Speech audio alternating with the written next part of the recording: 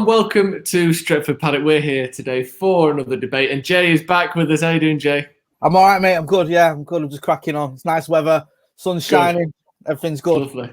It's lovely, isn't it? And Alex is with us as well, our debater extraordinaire. Although last week you tried your hand at being the host for once, didn't you? I did, and look what we've done. We've swapped back already. If you didn't see that, that was Declan Rice versus Thomas Partey, a very closely contested debate. Only an idiot would argue for Declan Rice. And there is no consensus as to one way either way as to who won that one, but you'd have to go and watch that for yourself. Yeah. But today we're going to be talking about two United legends, and this time it's more of a case of you've both got the man you like here, haven't you? You've both got the man you like. We're talking Stam versus Nemanja Vidic. Of course, we love them both. We don't need to spend this whole thing going, oh, we love Vidic, we love Stam. We both get it. You both love the other one as well, but you're making your case as to why. Jay, for you think Stam was the best centre-back United have had, and Alex, you think Vidic is slightly better than Stam. That's right, isn't it? Yeah. Oh, I'm excited.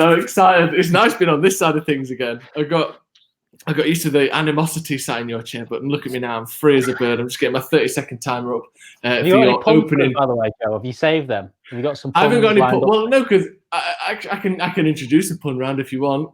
No. Okay. No, there'll be no puns this week because Rice is too good not to pun on, isn't it? And so was Partey, really. Both of them were very difficult not to pun on. But this time, I reckon we'll play it straight. I'm going to let you go first, Jay, since you are the guest here on the Stretford Paddock. You've got 30 seconds to tell us why Stam is better or has been better for Manchester United than Nemanja Vidic. Are you ready to go? Yeah. When you give me a thumbs up or let me know when I can go. 3, 2, 1. Off you go. Let's tell you a little story, right? One day, Sir Alex Ferguson, after just watching Arsenal win the double, goes and buys a defender. And that defender comes into the team. And you know what United do in that first season, that defender's in the Manchester United team? We win the lots. We win the treble. And then you know what we do the season after? We win the league. And then you know what we do the season after that? We win the league again. You know what we do while we're winning the league as well? We win it quicker than any team's ever won it in Premier League history. Then you know what happens? Ferguson loses his marbles. He sells that said defender. And you know what happens? We don't win the league. Arsenal do, because he was that important to us. He's the best defender the Premier League has ever seen. Whoa, stop. Good end, though. Best defender the Premier League has ever seen, Alex. I just had the next, but no. No, 30 seconds, innit? Alex, mate, you've got a lot to live up to there. Jay's on it today. Best defender the Premier League has ever seen. I will live and die by that statement, lads. You know me. Yeah, exactly. Right. Alex, you've got your 30 seconds. You're defending. I mean, it's not the most difficult job, is it, defending Nemanja Vidic here? He does a lot of the defending for you, to be honest. There you go. You get one in. You've got to get something, don't you? More wordplay than a pun, that one, but we'll take it. Right, you've got 30 seconds, Alex, to defend Nemanja Vidic. Are you ready? Yeah. Off you go. Look, I knew what Jay Mott was going to say. I've seen it on Twitter. That's all he does about arguing with people. Straight away, anything comes up, Van Dijk, Stam, straight away is in there. But look, can't argue that Stam had a fantastic 3 years. But Nemanja Vidic not only did everything that he just said there, he won the league, he won the Champions League, he did it 3 times in a row. But he won leagues that we shouldn't have won. He captained Manchester United. He was our best defender ever. Wow, look at you two. They're really going for it today. Just remind me what Vidic did when the going got tough. Remind me that. I forget. When we really needed him, when we were struggling. At least he stayed out a bit longer than that. What did he do? He stayed, didn't he, and fought on like a good captain would do. He didn't go on, I'm off now. See you later. Yeah, in a bit. He stayed for a while, though. He was there for a lot longer. I'll tell you one thing with Jay. He was leaving, 4 months into David Moyes' career. Look, he retired 6 months after that anyway. So we're right. I think your argument there is wrong because, look, he retired about 6 months later anyway. So it wasn't like he was going to stick around and have another 4 years and save Manchester United. He'd come to the end of his career anyway. I think he was very honourable in leaving at that point. Declaring you're going to leave in the middle of the season where it's he let the great defenders of Phil Jones and Chris Smalling thrive into that new team. If Jay hates one thing, that'll never happen. It's turncoats. Schmeichel, dead. Tevez, gone. Ince, you still hold a soft spot, but he's gone. Ince I can forgive because Ince was sort of moved off from Fergie. The only thing with Ince, he went to the Scousers, which is unforgivable. But the way he left, I don't really mind. Schmeichel cartwheeling in front of the United fans, don't get me started. Tevez, RIP Fergie. And Vidic almost down in tools halfway through our season and going, right, I'm off to Italy. Mutual decision. I mean, I love Nemanja, but come on. Well, I mean, Alex, look, then, give also, your response to that. Do you think that the way that Vidic left should mar his sort of reputation at United at all? I think it mars it less than the way Jaap Stam left. I mean, I know Fergie has then said, I know Fergie has come out later on and said it was a mistake and everything to sell Jaap Stam at the time and all this kind of stuff. But I think the way Vidic left was, you know, it was he was coming towards the end of his career and he wasn't getting game times and all that stuff. He was leaving anyway. I'm not laughing at you, Alex. I'm laughing at what from Jay. Well, Wait, all right then, and I'll put that question back to you then, Jay. I'll tell you about Jaap Stam leaving, right? Okay, go on. You heard this lad called Stephen Howson?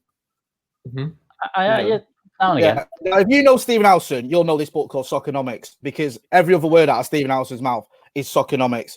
And what this book talks about when it comes to Jaap Stam, there's like a chapter almost devoted to it, says that Fergie started doing analysing data and stats. He was never a big stats man, but in the late 90s, early 90s, he started to take it on board and realised that was the way the game was moving. And what he did was he looked at Jaap Stam and he realised he was making fewer and fewer tackles as the years were going on, as the games were going on. And he misread the data. This is what this book says. He thought that was saying Jaap Stam was in decline, and it wasn't. He was just reading the game better. So he didn't need to make as many tackles because he was doing like Michael Carrick does, putting out fires before they get started. And he sold him because he was 29, or I think he was 29 at the time, when he 29, 30. Got offered good money from Lazio, even though I don't think we ever got it because Lazio was skint. And he thought it made sense. And Fergie's admitted he made a massive mistake. I mean, 5 years after we sold him, he was in a Champions League semi-final. He went on to play into his mid-30s and he wasn't in decline. And what happened when we sold him? We stopped winning titles. Now, you imagine if we'd have kept him and brought in Rio, it would have been great, because you look at Jaap Stam, you put Henning Berg next to him, you put Mikel Silvestre, put Ronnie Johnson next to him, you put Gary Neville next. It didn't matter who you put next to him. He did the job. It didn't matter who he stood next to. He was like a one-man machine in that defence. And letting him go, it changed all that, because the likes of Berg and Johnson weren't the same players without him next to him, so it didn't work anymore. So it was a massive mistake letting him go. So I don't think you can blame Jaap Stam for the way he left. He didn't want to leave. Fergie sold him. Fergie admitted it was a mistake. And even since that, people have looked at it and realised why he made that mistake. And Fergie's even held his hands up. If you read his autobiography, where he doesn't admit almost any mistakes, the one he does admit, that one. I know. He's taking money for Stam, and he shouldn't have done it. I mean, 16 million quid off Lazio that they paid us in 2p a year because he went bankrupt. I mean, how was that even remotely a logical idea? It was a nonsense. So there's lots of sticks to beat Jaap Stam with. Well, there isn't actually. There's not many. But one of them certainly isn't the way he left Manchester United, because that was a complete no-no. So the way he left, you don't think you can have a go at for? But do you think the fact that he left, he only won 3 titles, he was only there for 3 years, is that necessarily something? Yes, no, but of course he was incredible. We don't need to sit here and say how good he was. We know he was good. Well, you do need to sit here and say how good he was. That's your job. But we all love Jaap Stam. But the thing is, you know, the longevity, like Alex said, the captain Vidic went to 3 Champions League finals. I know they only won 1, which is the same as Stam. But does Stam not necessarily maybe lose some points for only being there for 3 years, where Vidic was there for much, much longer and had more of an effect on that team? Has to play a part. I think that's kind of, when you're comparing them in the grand scheme of things, it's one of them. Like the players that have been there for a short period of time, like legends of the club. You know, it's like comparing Ronaldo with Ryan Giggs. Ronaldo was a better player than Ryan Giggs was, but Ryan Giggs is the legend of Manchester United because of what he did over such a long period of time.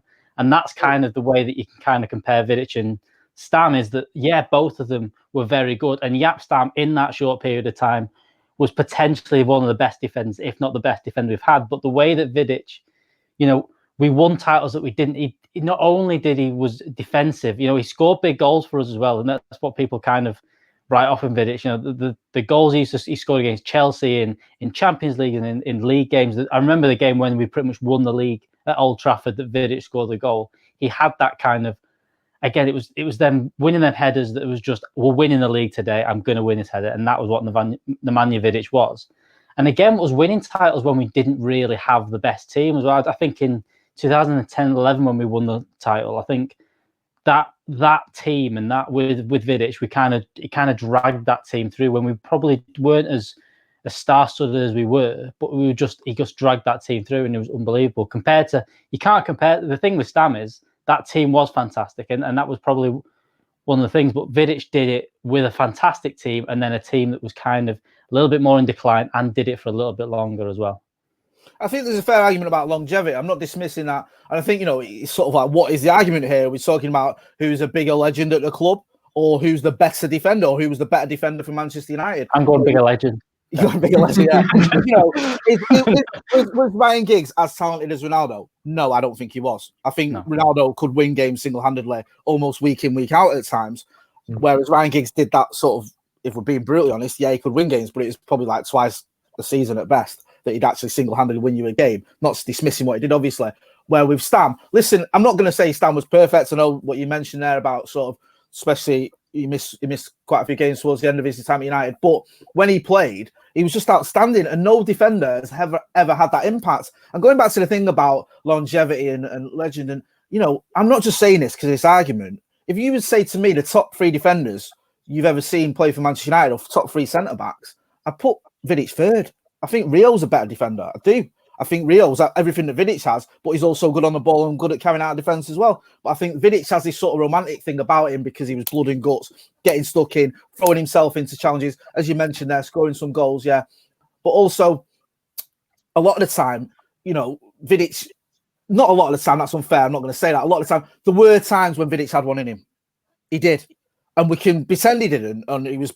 No, he did. Yes, he did. But he did. And I'm not just talking about this garbage that the scouts has come out with about Fernando Torres, had him on toast. He didn't. Fernando Torres, I think, scored 2 goals against Nemanja Vidic, or 3 goals in 15 games. So that's bollocks. But now and again, you'd see Vidic, and I mean very rarely, maybe once or twice a season, if that, he'd do it. You just didn't see that with Stam. He was just like a machine. He was just completely efficient. He was just almost flawless. I mean, I'll go back to, you look at 99 season, that wonderful season. And I remember, and I'll be brutally honest here, I remember in the first half against Juventus, Stam's having a bit of a one. You're thinking, bloody hell, Inzaghi here. He's causing all dramas. Stam's got to get a grip on this. And he did. He clears one off the line that would have ended that game. He just rolls his sleeves up, pulls his socks up, gets on with it. And then Inzaghi goes missing because Stam's just on one, and he's unplayable when he's like that. And that's the sort of thing Stam could do. He could almost just sort of say, right, you're not scoring now. That's it. And he'd stop it. And Vidic was almost at that level. But I think as well, the thing you've got to remember with Vidic is people just forget this. I've mentioned it before. Stam had Ronnie Johnson, he had Henningberg, he had other defenders alongside him. It was Rio and Vidic. Vidic had the best centre-back you could possibly have next to him. Perfectly complemented him. Absolutely perfectly. Because Vidic wasn't always the man to be carrying the ball out. He could do that, but that wasn't his forte. Rio was. That was what Rio was good at. Rio was so quick as well, especially when we got him early doors. And those two in tandem just worked beautifully together. So I think Vidic benefited from that as well. So yeah, listen, longevity-wise, there's pointless me saying longevity-wise Stam was good because he isn't. He didn't play nearly as many games as Nemanja Vidic. But to come into a side, play 3 seasons, win the treble and 3 league titles on the spin, there's a reason behind that, and that's because you're the best. Would you say, though, Jay, you talk about, the defenders alongside Stam, maybe he still had Dennis Irwin, Gary Neville there as well. And one thing that Vidic and Ferdinand didn't have for certainly their early years together was a world-class goalkeeper behind him, which is something that Stam did have consistently. So would you maybe say that? No, he didn't. I can't argue that, Joe, because he had Mark Bosnich behind him for a bit, so that's not very good. Well, he had even a Peter Schmeichel, and then we went on a bloody absolutely disastrous merry-go-round with the likes of Ricardo and that's true. The season that he was at his best, arguably the most stupid thing you've ever said. No, it's not. The first 5 or 6 years of no, because he argued about Sergio Romero being United's best signing regularly, so we can't go down. Yeah, that's true. That is true. Okay, fair enough then. We'll move on from the first season, yes. But listen, yeah, had Nick Culkin in goal behind him once. Yeah, but he had Dennis Irwin and Gary Neville with him as well. Yeah, it wasn't as though he was in a team of duffs, was it? No, he's not in a team of duffs, and I'm not saying that at all. But you can't argue that he had a better goalkeeper. No, he just didn't. But I think he did have better defenders around him than you were suggesting. Well, you said Vidic had he had in that 2008 season. Wes Brown's performance at right back is the best performance by. Yeah, I'm not saying that Vidic and Ferdinand didn't have that. I'm just saying that arguing, lad. Go on, you're doing a great job for me. I'm just saying that Stam wasn't necessarily surrounded by poor players just because. I'm not saying poor. There's a difference between being poor and having one of the greatest centre backs the world's ever seen next year. Yeah, that's the difference. Now, I would never say that Henning Berg or Ronnie Johnson or any of those players are poor. I'm not saying that. So I'm just saying that Rio was absolutely world class and one of the greatest defenders. Arguably better defending. He changed it. Do you know what I mean? Yeah. They were sort of having on 10 Rio tonight. Fergie came in, lost the title by a point or whatever, came in and brought Stam, and that's what won it. But you look at that season, it wasn't that we were defensively great that won us that title. It was more the attacking side of it. You know, like the 99 team against the 2007-8 team, because they were kind of the peak of both of them teams. They were scoring goals, and they both scored, I think it was 80 goals each in that season. But the 99 team had like the fifth worst defense in the country compared to, they were conceding goals a lot. And you know, that's what I meant when I said that last thing. That's what I meant. I meant that. Yeah. Whereas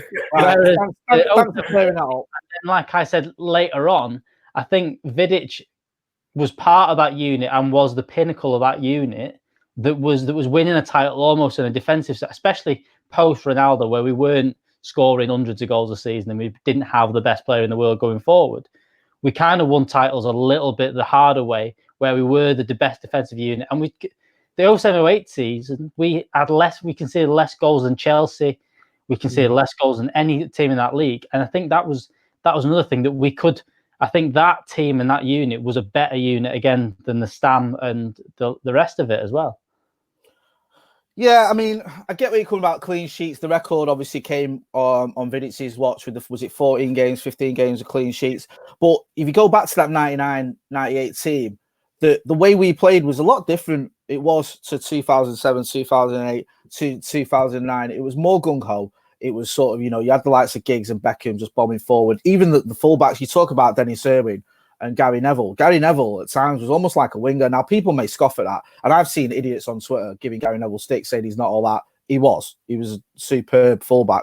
And he was constantly down that wing. And we were proper gung-ho almost. And yeah, you're right, we did concede goals, but we would have conceded a lot more if it wasn't for Nemanja. And we were going at it. You had almost like 8 players would join the attack. It was almost like total football at times. And Jan was always the one you could rely on to clear up at the back. And don't forget as well, when we lost him, that we could start conceding a lot more. And I think it cost us a title in 2002. And people can argue about this, but we were still scoring goals. We were just conceding a lot more.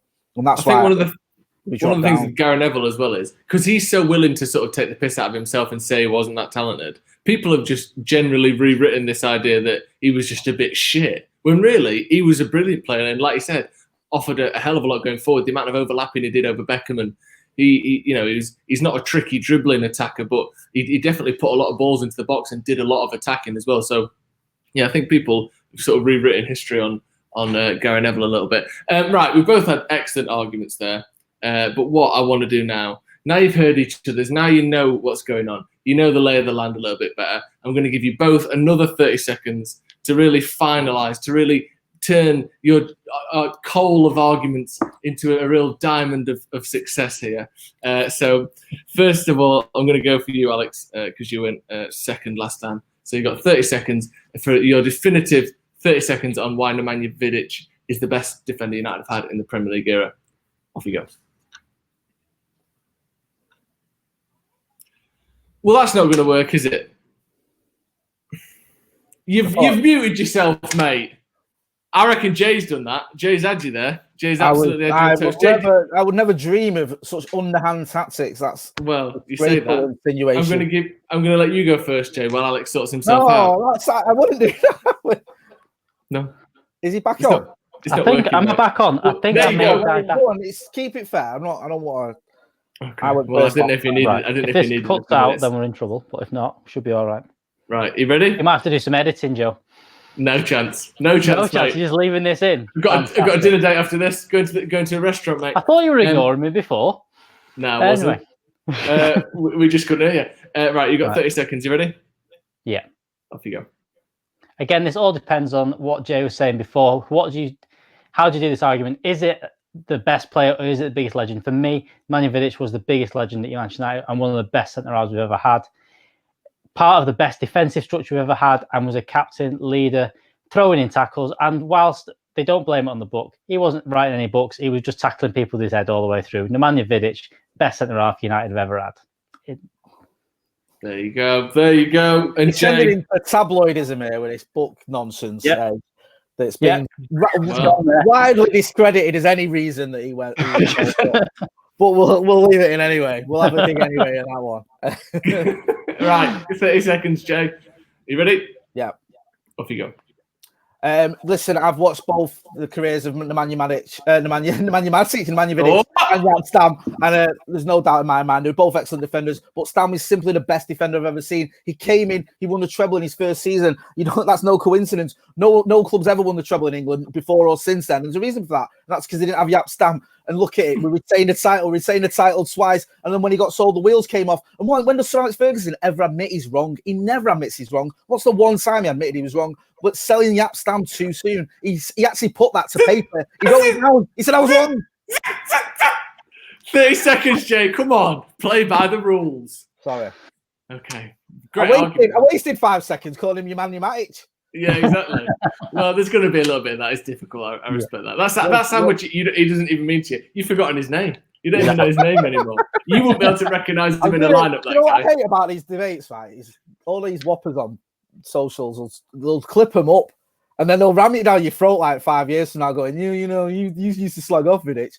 Listen, we know they're both legends, but you've got to pick one, haven't you? Yeah, you got to pick one. And you've got to pick one at home. Let us know who you think is the bigger legend or the better player, depending on what the argument even is here. The argument is Stam versus Vidic, and you two can make your own minds up as to the minutiae of the wording of the debate. But really, we know what the argument is here. Let us know in the comments who you think won that debate, and let us know as well what you think another debate would be. Jay, thank you very much for joining us. Where can people find you?